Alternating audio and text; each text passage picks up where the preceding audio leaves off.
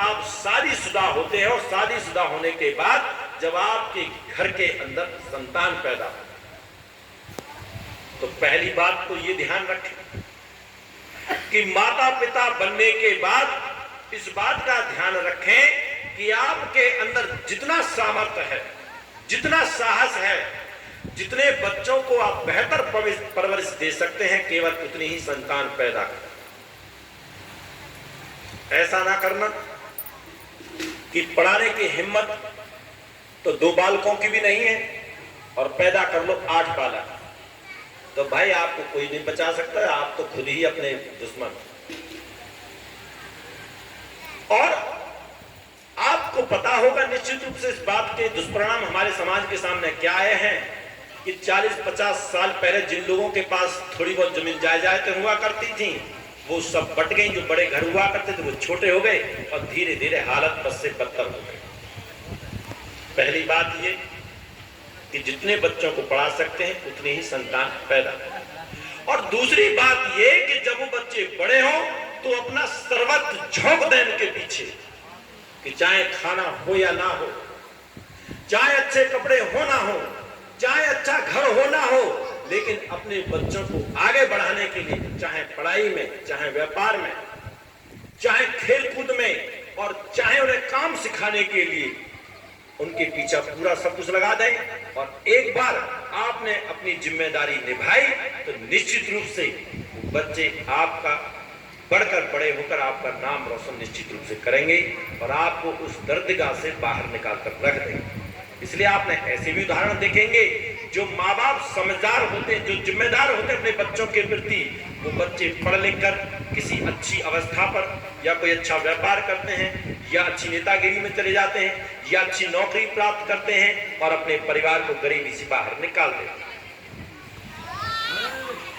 ये 2 कारण हैं, 2 तरीके हैं जो आप इस दर्दगाह से बाहर निकल सकते हैं।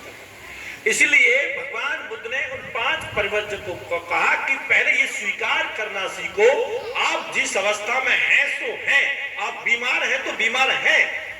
वर्तमान अवस्था को स्वीकार करना सीखो, कोई दिखावा करने की आवश्यकता नहीं है।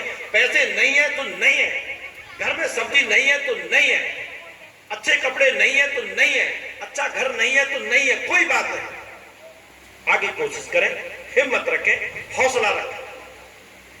लेकिन ये हौसला जब भी होता है, ये आगे बढ़ने की तैयारी जब भी होती है जब आप कुछ बातों का ख्याल रखते हैं, कुछ नियमों का पालन करते हैं, जो नियम हमारे जीवन को नई दिशा देते हैं। और वो नियम क्या है?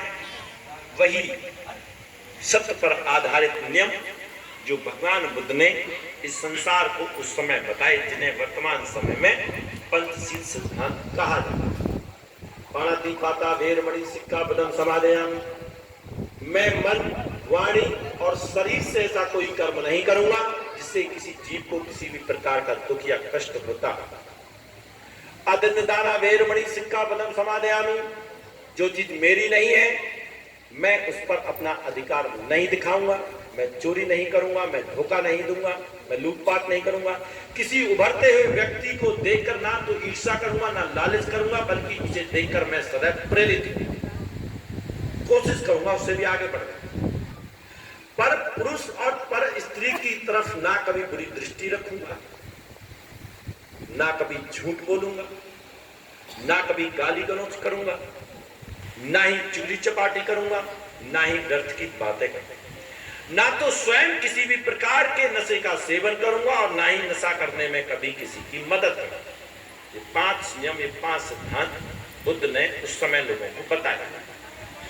तो जो लोग इन 5 सिद्धांतों को नियमों के रूप में अपने जीवन में बना लेते हैं, अपने जीवन का आधार बना लेते हैं, तो मार्ग आगे बढ़ने का बड़ी आसानी के साथ प्रशस्त होने लगता है और उनकी तरक्की के रास्ते अपने आप ही खुलने लगते हैं। अब फर्क नहीं पड़ता कि आप विद्यार्थी हैं, आप कोई खिलाड़ी हैं, आप कोई गृहिणी हैं, आप कोई किसान हैं, चाहे आप मजदूर हैं, चाहे आप व्यापारी, आप कुछ भी हैं, आप नेता हैं, अभिनेता हैं, कुछ भी हैं, आप जो भी हैं, अगर आप अपने जीवन में इन 5 सिद्धांतों, 5 नियमों को स्थान देते हैं, निश्चित रूप से आपकी दिशा अपने आप ही तरक्की की ओर बढ़ने लगती है।